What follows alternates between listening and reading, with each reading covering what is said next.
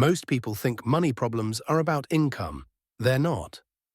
They're about decisions people repeat without questioning.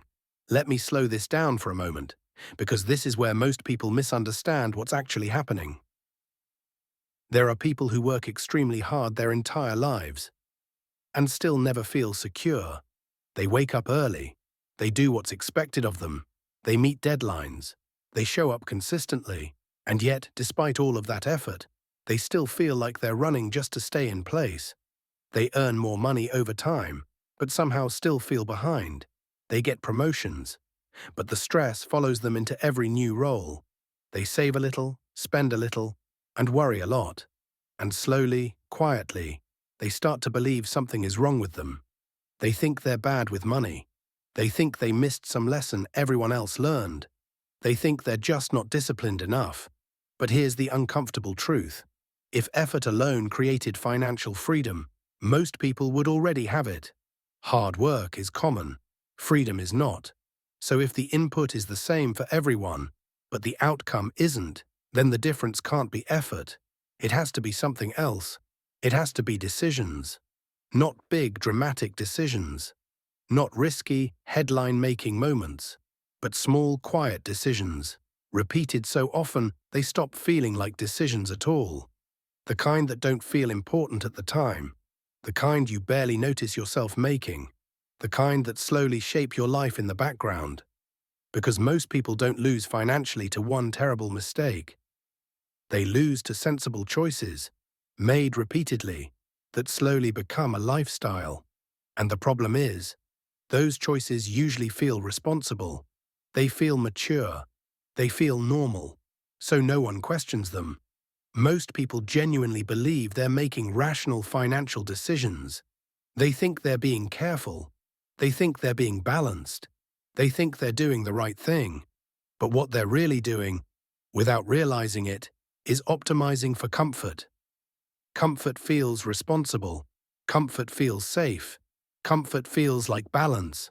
Comfort tells you that you're being sensible, that you're not taking unnecessary risks, that you're protecting yourself.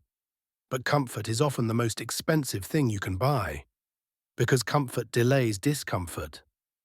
And delayed discomfort doesn't disappear, it accumulates. It quietly turns into a permanent situation. Here's what that looks like in real life. It's staying in a job you've outgrown, not because it's fulfilling, but because the uncertainty of change feels uncomfortable. It's avoiding learning a new skill, not because you're incapable, but because you're tired after work, even though that skill could change your options in a year. It's spending money to feel better today, calling it a little treat, then wondering why you never seem to move forward. People don't stay stuck because they're lazy. They stay stuck because they keep choosing the option that feels easiest today. And they don't realize what it costs them tomorrow. And this is the part most people miss completely. Tomorrow is built quietly. It is built in the background. It is built when no one is watching. So before we talk about money, or income, or opportunity, we need to talk about the first reason most people never become financially free. They optimize comfort, not progress. Every decision either moves you forward or keeps you comfortable. And most people don't choose badly. They choose comfortably. They choose the job that feels secure, even if it quietly caps their growth. They choose spending that relieves stress, even if it slows momentum over time. They choose routines that feel familiar, even if those routines don't lead anywhere new. And the reason this happens isn't because people lack ambition. It's because comfort is persuasive. Comfort tells you that you're being sensible, that you're being realistic, that you're being responsible. Progress, on the other hand, often feels awkward at first. It feels like effort with no immediate reward. It feels like starting again. It feels like being bad at something before you're good at it. And most people would rather feel competent and comfortable than uncertain and growing. But here's the part that matters. Comfort compounds, just like discipline compounds, just like interest compounds. But comfort compounds invisibly. You don't feel the cost straight away. There's no alarm, no warning. You feel it years later, when change feels risky instead of exciting. This is why so many people feel stuck, but can't point to a single mistake. Nothing went wrong. Nothing collapsed. They just stayed comfortable for a very long time. And this is where people get confused. They think freedom comes from big moves, dramatic decisions, quitting jobs, starting businesses, winning somehow. But freedom rarely arrives that way. It usually comes from boring, consistent discomfort, doing the thing that doesn't feel urgent, saying no when saying yes would be easier, choosing progress when comfort is available. Most people don't fail financially. They slowly choose stability over possibility, until possibility disappears.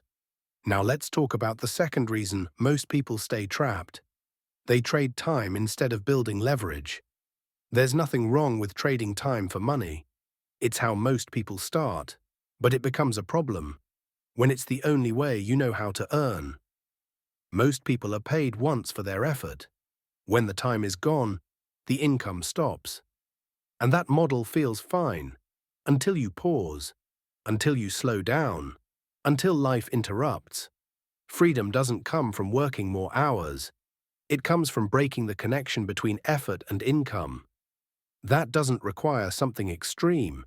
It can be gradual. It can be small. It can be skills that increase your value over time, systems that continue working after the effort is done, ownership, even in modest forms. But leverage feels uncertain at first, and uncertainty feels uncomfortable. So most people avoid it. They stay busy instead. Busy feels productive. Busy feels responsible. But busy isn't progress if nothing compounds. And one day, they realize they've been working very hard on something that stops paying the moment they do. Now let's talk about the third reason most people never become financially free. Humans learn by imitation. That's not a weakness, it's survival. From the moment we're young, we copy what we see around us. We absorb habits. We adopt beliefs. We repeat patterns. And most of the time, we never stop to question them. Imitation becomes dangerous when everyone you're copying is confused about money. Most people take advice from friends, family, colleagues, people they trust, people they relate to. But trust and familiarity don't equal clarity. Relatability is not the same as credibility. If everyone around you is stressed about money, copying them won't help. If no one in your environment has built freedom, the advice you hear will naturally protect comfort instead.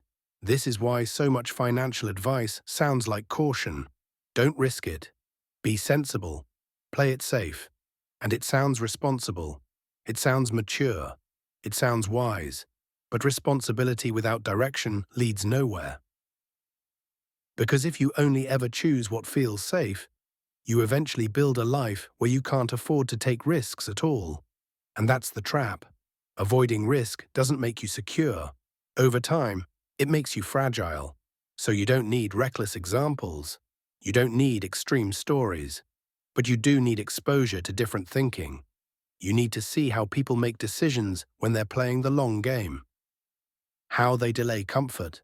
How they tolerate uncertainty. Because staying inside the same circle guarantees the same outcomes. Now here's the perspective shift most people never make. Financial freedom isn't dramatic. It's not flashy. It's not loud. It doesn't look impressive in the early stages. It's quiet, boring, built slowly. It's choosing long-term advantage over short-term relief. It's accepting temporary discomfort in exchange for future control. It's making decisions based on where you want to be, not where you are right now. And none of this requires talent, or luck, or massive risk. It requires awareness. Awareness of how small decisions stack up. Awareness of what comfort really costs. Awareness that freedom is built, not discovered. Most people never become financially free, not because they can't, but because no one ever shows them what they're actually choosing. This isn't about blame, and it's not about guilt. It's about noticing patterns before they harden into limits. Because once you see how decisions compound, you can't unsee it. And if this way of thinking resonates with you, you'll probably enjoy what's coming next on this channel.